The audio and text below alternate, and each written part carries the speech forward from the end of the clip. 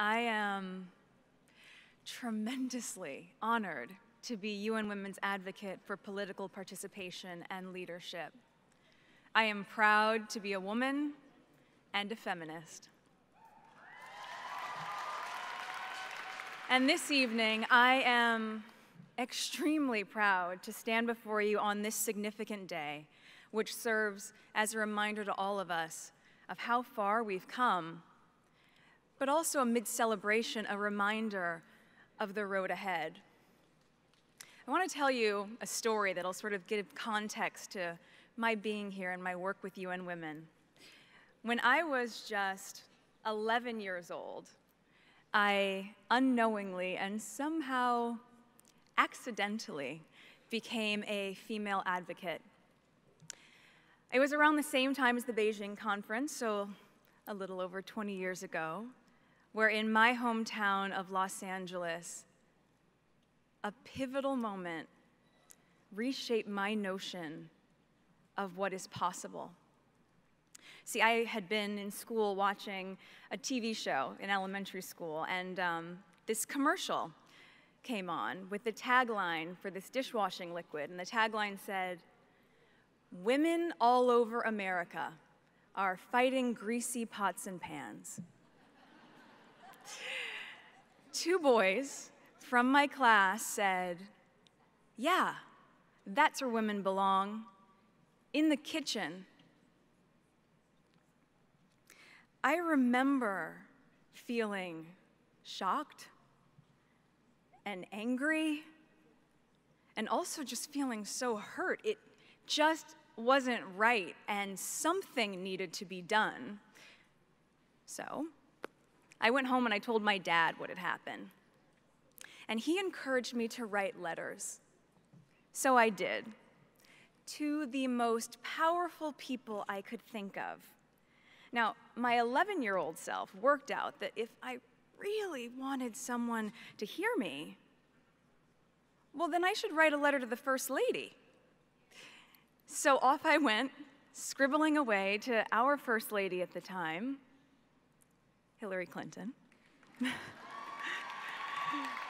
I also put pen to paper and I wrote a letter to my news source at the time, Linda Ellerby, who hosted a kids' news program, and then to powerhouse attorney Gloria Allred, because even at 11, I wanted to cover all my bases.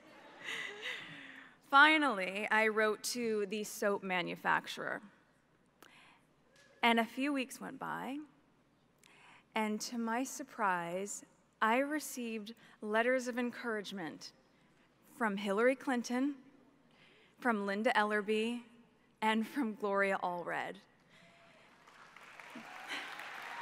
It was amazing. The kids' news show, they sent a camera crew to my home to cover the story. And it was roughly a month later when the soap manufacturer, Procter & Gamble, changed the commercial for their Ivory Clear dishwashing liquid. They changed it from "Women all over America are fighting greasy pots and pans" to "People all over America." It was at that moment that I realized the magnitude of my actions. At the age of 11, I had created my small level of impact by standing up for equality.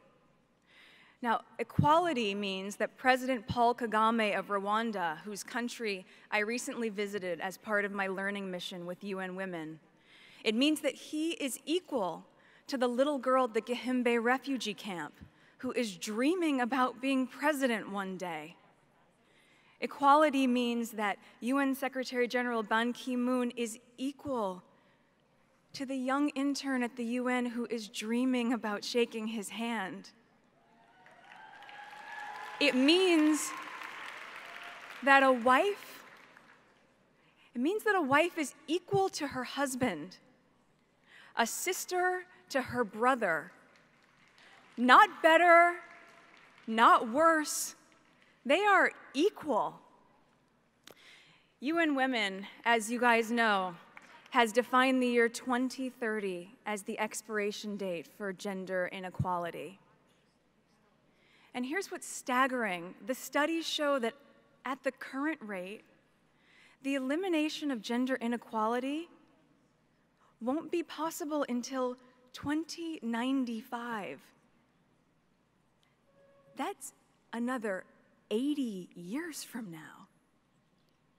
And when it comes to women's political participation and leadership, the percentage of female parliamentarians globally has only increased by 11% since 1995. 11% in 20 years? Come on. This has to change. Women make up more than half of the world's population and potential. So it is neither just nor practical for their voices, for our voices, to go unheard at the highest levels of decision making.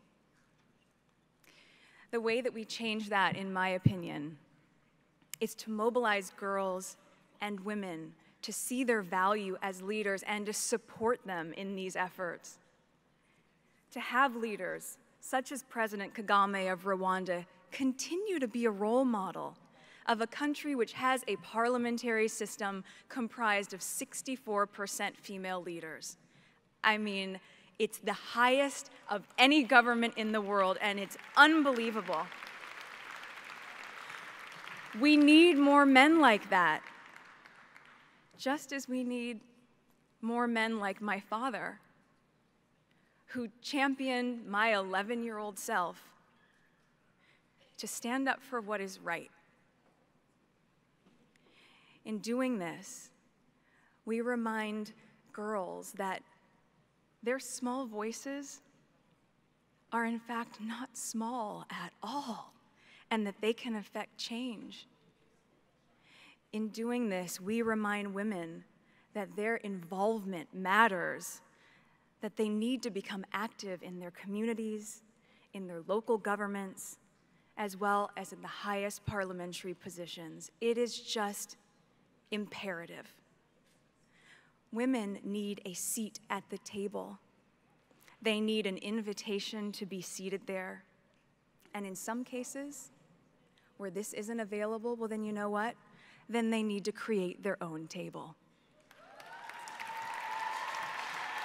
We need a global understanding that we cannot implement change effectively without women's political participation. It is said that girls with dreams become women with vision. May we empower each other to carry out such vision, because it isn't enough to simply talk about equality. One must believe in it, and it isn't enough to simply believe in it. One must work at it. Let us work at it together, starting now.